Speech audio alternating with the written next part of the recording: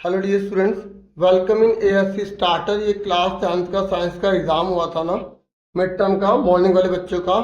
तो वो एमसीक्यू के आंसर्स अपने देख सकते हैं, मैच कर सकते हैं और जान सकते हैं कि उनके कितने आंसर ठीक है। बाकी जब ऑफिशियल आंसर की आएगी तो वो भी आपको मैं प्रोवाइड कर दूंगा।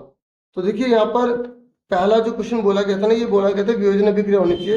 हिंदी और इंग्लिश दोनों देखना, लेकिन जो डिकम्पोजिशन के बारे में बोल रहा है ना, लेकिन वो हीट से होना चाहिए।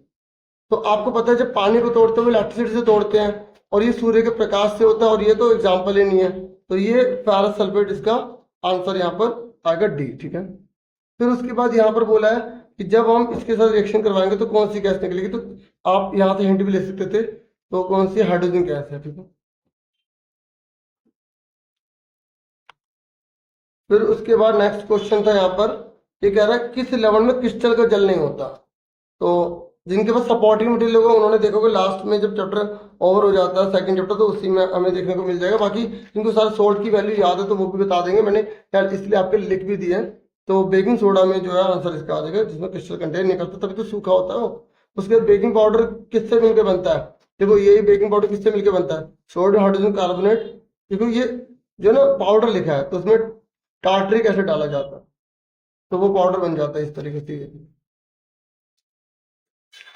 फिर उसके बाद यहाँ पर ये कह रहा है कि कौन सा अम्लीय ऑक्साइड बनाएगा, कौन सा एसिडिक, यानी कि कौन सा इसमें से एलिमेंट जो है नॉन मेटल होना चाहिए। तो ये 16 जो है वो हमारा नॉन मेटल हो जाएगा। ठीक है, मैंने इसको ओपन करके देख लिया और पता लगा लिया। ठीक है, उसके बाद यहाँ पर इसने बोला है कि मानव शरीर से अपशिष्ट पदार्थ को बाहर निकालना है, हमें गंदा पदार्थ बाहर निकालना है, और उसे कौन कंट्रोल करता है। तो वो है एलन स्पिंचर, यानी कि गुदा अवरोधनी।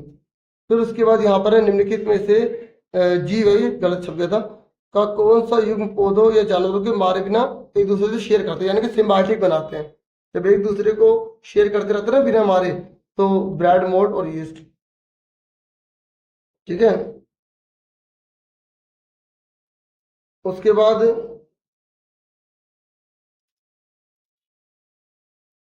है बेमेल बताना, को इसमें छांटना कौन सा अलग है। तो देखो ये सारे सही लिखे हैं, लेकिन यहाँ पर इन्होंने ग्रोथ हार्मोन की जब ये लिख दिया तो हमारा इसका आंसर जो है वो सी आ जाएगा।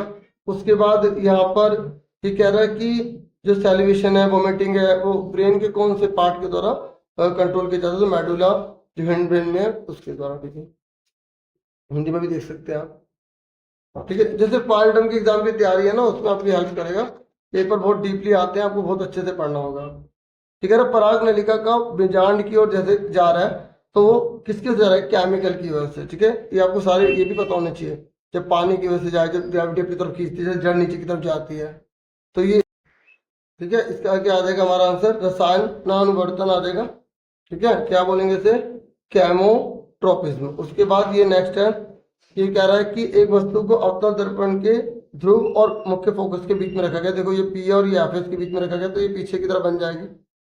ठीक है, तो इसका आंसर क्या आएगा, बिहाइंड द मिरर, एनलार्ज और वर्चुअल डायरेक्ट। ठीक है, जो छठा वाला डायग्राम बनता है ना, वही वाला पूछा था इसमें। अगर यदि प्रकाश की किरण सघन माध्यम से विरल जा रही है, मतलब डांसर से रेयर की तरफ जा रही है, तो वो पीछे की तरफ हट जाएगी, आगे हो जाएगी। डांसर से रेयर जा रही है तो आगे हो जाएगी। फिर ये कह रहा है कि जो scattering of fine beam sunlight जैसे फैल रही है धुएं के अंदर, तो वो इनमें से क्या कहलाता है, उसे टिंडल इफेक्ट कहते हैं। फिर कह रहा है अभिनेत्र लेंस की फोकस दूरी में परिवर्तन किसकी क्रिया के कारण होता है। जो चेंज होता है ना हमारी आंख में, जो लेंस है, मतलब जो फोकल लेंथ है, वो सिलरी मसल जो उसे करते हैं, कंट्रोल करती है ना वो। तो इस तरह आंसर क्या है, सी। फिर ये कह रहा है निम्नलिखित में से कौन सा प्रतिष्ठित संगठन, मतलब कौन सा इकोसिस्टम का पार्ट नहीं है। तो पॉलिटिन थोड़ी होता है इकोसिस्टम का पार्ट, ये तो इंसान कर देता है जिसके से नुकसान होता है। सूर्य की प्रकाश का कितना परसेंट जो है ये जो पौधे वगैरह हैं वो यूज कर पाते हैं, तो 1% होता है। ठीक है, और बाकी जो ट्रॉपिकल लेवल पर ट्रैवल करता है वो 10% होता है। फिर उसके बाद जो है यहाँ पे नेक्स्ट असर्शन और रीजन वाले क्वेश्चन है। यहाँ पर इसने बोला है कि इसको अगर मिलाएंगे तो ये होगा, तो ये उष्माक्षेपीय, मतलब इसमें से एनर्जी बाहर निकलेगी, हीट बाहर निकलेगी। तो ये बिल्कुल ट्रू है, ये कह रहा है कि ये इसमें हीट जो एनर्जी एब्जॉर्ब हो रही है, नहीं वो तो रिलीज हो रही है। तो ये सही है और ये गलत है। जब ये सही है और ये गलत है, यानी कि ए सही है आर गलत है, उसको हम सी बोलते हैं, तो इसका आंसर सी आ जाएगा। फिर ये कह रहा है मानव हृदय में अलिंद की अपेक्षा नीले की पेशी मोटी होती है, बिल्कुल ट्रू है। कह रहे नीले को पूरे शरीर से रुधिर भेजना होता है, ये बिल्कुल ठीक है, इसी वजह से मोटी है, तो ये आंसर है इसका। ठीक है, तो ventricles have to pump blood into various organ, ठीक है। ऑरिकल फिर वेंट्रिकल होता है ना, आपने पूरा हार्ट का पढ़ा होगा अच्छे से, तो इसका आंसर क्या ए।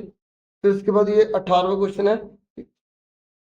अच्छा ये तो मैंने बता दिया ना 18वां, अच्छा वो थोड़ा ऊपर नीचे था। फिर 19 क्वेश्चन है, ये कह रहा है अगर किसी को दीर्घ दृष्टि दोष है तो निकट रखी वस्तु को वो नहीं देख पाता, बिल्कुल सही। दीर्घ दृष्टि मतलब दूर की देख पाता है, पास की नहीं देख पाता, तो इसके लिए कौन सा लाइन लगाया जाता है? ये कह रहा है डाइवर्जिंग लगाया जाता है, नहीं नहीं कन्वर्जिंग लगाया जाता है ना, कॉन्वेक्स लेंस लगाया जाता है, ये इन्होंने गलत बता दिया, तो ए सही है, आर गलत है, तो इसका आंसर भी सी आ जाएगा। ठीक है, उसके बाद जो है ये 20 क्वेश्चन है। यहाँ पर बोला कि परितंत्र में दोनों जने होते हैं, जैव अजैव, मतलब जो इको सिस्टम है उसमें बायोटिक दोनों होते हैं। ये कह रहा है फोर जो है नेचुरल है और एक्वारियम जो आर्टिफिशियल है, तो ये दोनों ट्रू है, लेकिन ये इसका रीजन नहीं है, मतलब दोनों अलग अलग बातें लिखी गई है ना, इसलिए इसका आंसर हम क्या बोलेंगे, बी बोलेंगे, तो ये बी आ गया। अब मैं अभी इतना ही बता पाऊंगा, ठीक है। अब बाकी का पेपर आपको दिखा देता हूँ, ठीक है, जो आपके काम आ जाएगा, आप देख सकते हैं। ठीक है, जब आप तैयारी करेंगे और फाइनल में तो उसमें आपकी हेल्प करेगा, और आंसर की जब ऑफिशियल आएगी ना तो वो मैं आपसे शेयर कर दूंगा। अभी फिलहाल इस वीडियो में क्वेश्चन पेपर दिखा रहा हूँ, हिंदी मीडियम इंग्लिश मीडियम दोनों देख सकते हैं। ठीक है, बाकी क्या सर आपका एग्जाम, आप कमेंट करके बताना चाहे तो आप बता सकते हैं किस चीज़ में आपको ज़्यादा डिफिकल्टीज लगी, कौन सी सबसे आपको ईजी लगी। ठीक है, और आपस में डिस्कस भी आप कर सकते हैं। एमसीक्यू तो देखो हमेशा डीपली आते हैं, जिस बच्चे ने बहुत ज़्यादा अच्छे से पढ़ा है वही कर पाएगा। बाकी क्वेश्चन आंसर में आपका क्या मतलब राय है वगैरह, आप बताना चाहे तो बता सकते हैं। देखो पेपर बहुत ही अच्छे तरीके से लिखा गया है, अच्छे से, बहुत ताकि बच्चे को आराम से देखने में किसी प्रकार की कोई प्रॉब्लम ना हो। अब ये है कि प्रैक्टिस अगर आपने अच्छे से करी है तो आप अच्छा स्कोर कर लेंगे। ठीक है, ये सारे समझा सकते हो, लेकिन टाइम की थोड़ी सी अभी कमी की वजह से अभी मैं बता नहीं पाऊंगा, सिर्फ आपको दिखा। ठीक है, आंसर की आपको मिल जाएगी शाम को, जो भी आप देख लेना।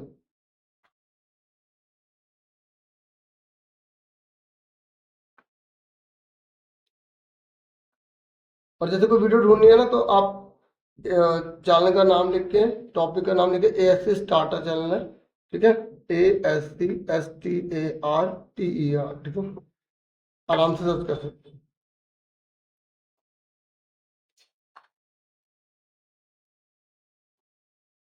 और देखो इससे आपको आइडिया हो जाएगा पेपर कैसा है, और अच्छे से आप तैयारी करें ताकि फाइनल आपका और अच्छे से चला जाए। ठीक है, टाइम वेस्ट बिल्कुल मत कीजिएगा, क्योंकि अब जो बाकी चैप्टर हैं वो काफ़ी और ज़्यादा हैवी रहने वाले हैं, बहुत ज़्यादा डीपली है, और पूरी की पूरी बुक आएगी तो आपको अच्छे से करनी होगी।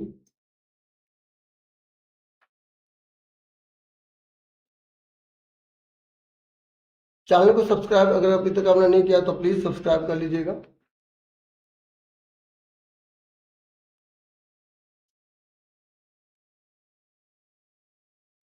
Thank you for watching and listening carefully. Take care, dear students.